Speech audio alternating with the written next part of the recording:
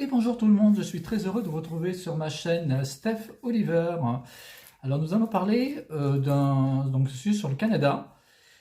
Nous allons parler concernant au niveau des professions réglementées au Canada.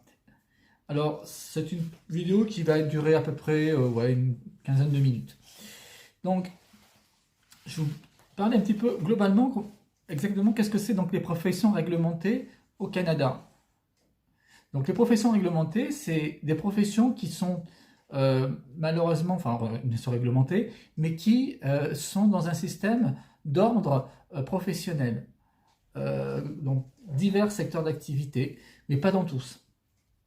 Donc je vous fais citer la liste des professions qu'il y a actuellement, mais je vais vous dire un peu brièvement au niveau de comment ça fonctionne concernant au niveau des professions réglementées. Il faut savoir qu'au Canada, 20% dans le marché du travail, 20% des emplois relèvent de professions réglementées, régies par des lois provinciales, territoriales et fédérales, en soins infirmiers ou dans certains métiers spécialisés, comme dans la plomberie. Voilà, enfin, ça c'est des exemples. Alors maintenant, je vais vous dire, en revanche, là je vais vous dire les professions qui sont non réglementées. Donc ça veut dire des étrangers qui peuvent venir émigrer au Canada, peuvent travailler directement dans ces professions-là. Donc dans les professions non réglementées, c'est tout ce qui touche dans le domaine de l'informatique, le marketing, les ressources humaines, le commerce de détail, la gestion en direction, l'art, tout ce qui est dans le domaine de l'art, de la peinture artistique, tout ce qui est dans le domaine de l'art, tout ce qui touche dans le show business, tout ça. L'hospitalité, donc c'est l'hospitalité, c'est tout ce qui touche dans l'hôtellerie, la restauration, tout ce qui est en tant que serveur, cuisinier et gestionnaire d'hôtel ou réceptionniste hôtelier. Voilà, alors ça vous pouvez exercer ça directement, il n'y a aucun souci, il n'y a pas d'ordre réglementé. Maintenant, pour toutes les personnes par exemple qui ont un diplôme dans leur pays d'origine, dans ces professions que je vais vous dire, c'est ce qu'on appelle des professions réglementées. Il faut se dire que si vous avez un diplôme ou une formation que vous avez fait dans votre pays d'origine, il faut juste vous renseigner concernant l'échange de votre diplôme avec celui du Canada. Mais en règle générale, malheureusement, il faut refaire des études sur le sol canadien, malheureusement. C'est ça le problème des professions réglementées. Mais certaines professions, en revanche, vous pouvez exercer. C'est ce que je disais dans une ancienne vidéo que j'avais faite. Il faut se dire que dans certains métiers du droit, par exemple, vous pouvez exercer toujours dans le droit, mais dans une profession moindre au niveau de la qualification. Enfin, c'est un peu compliqué, mais c'est comme ça. Alors, je vous expliquais le fonctionnement au niveau des professions réglementées. Donc, il y a l'enseignement, la construction, le droit, service d'aide à la personne, service comptable, tout ce qui est dans le terme de service comptable, la santé, la psychologie, tout ce qui est dans le domaine psychologue, psychiatre, enfin tout ça, l'architecture, l'électricité. Ensuite, voilà, donc c'est un peu en général. Alors il faut savoir que tout ça, il faut, par exemple pour l'électricité, il faut vous renseigner, certaines provinces, pas toutes, peuvent accepter en tant qu'électricien, en tant que pour être électricien, vous pouvez exercer dans certaines provinces, mais pas dans toutes. Alors il faut vous renseigner dans la province où vous voulez aller résider. Donc il faut se renseigner tout simplement dans la province où vous voulez aller, vous vont faire la demande. Alors après vous avez aussi dans les services de comptabilité. Alors il faut être agréé et enregistré à l'ordre des comptables professionnels. Donc ça c'est sur le plan national, sur tout l'ensemble du territoire canadien. Et dans le système de la santé, tout ce qui est par exemple les pharmaciens, vous devez être inscrit auprès de l'ordre des pharmaciens de la province où vous voulez résider.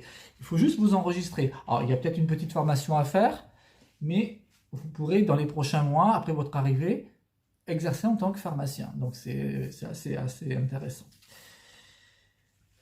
Alors, nous allons parler maintenant brièvement dans un petit coin dans un petit coin dans le Canada atlantique. Là, je parle des professions réglementées au Canada atlantique. Donc, l'enseignement, il touche tout ce qui est l'enseignement secondaire, primaire et et préscolaire. Donc ça, c'est tout ce qui touche dans le domaine au niveau de la petite enfance, enfin tout dans le domaine, voilà, voilà. Mais secondaire, c'est tout ce qui est au niveau du lycée, enfin vraiment dans un niveau beaucoup plus important. Donc le code CNP de ces professions, c'est le CNP 4031 pour le secondaire et 4032 pour le primaire préscolaire, pour l'enseignement. Après, vous avez aussi dans le domaine de l'éducateur de la petite enfance. Là, le code CNP est de 4214 et ça, c'est pareil, c'est une profession qui est réglementée. Vous avez aussi dans le domaine de la santé, infirmière auxiliaire.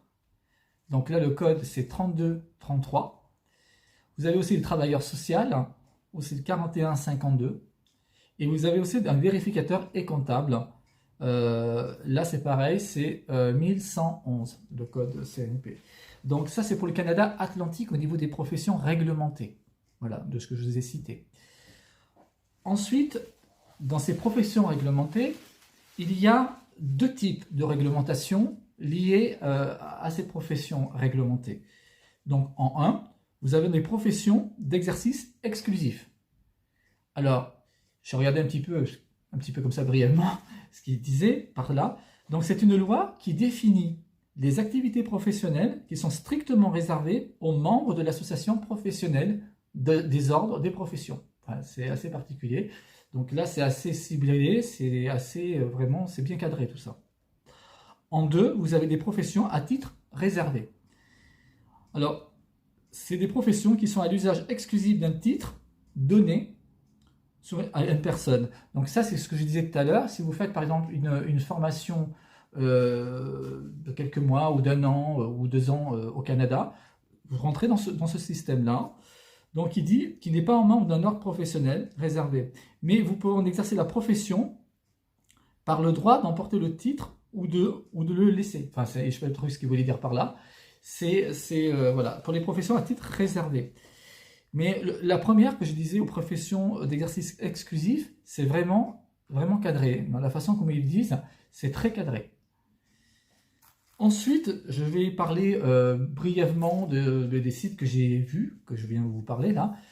C'est des sites d'internet pour un peu plus vous renseigner concernant au niveau des professions réglementées. Donc vous avez Vivre en Acadie, donc ce que j'ai fait pour les professions réglementées au Canada Atlantique. Donc il faut aller directement sur Vivre en Acadie et ça va aller directement, vous allez tomber directement, vous tapez Vivre en Acadie, profession réglementée et vous allez directement voir toutes les professions qu'ils ont voilà, dans les provinces du Canada Atlantique. Après vous avez un autre site qui est lui plus général sur l'ensemble du territoire canadien. Donc c'est le CICDI.ca. Donc c'est ce qu'on appelle le Centre d'information canadien sur les diplômes internationaux.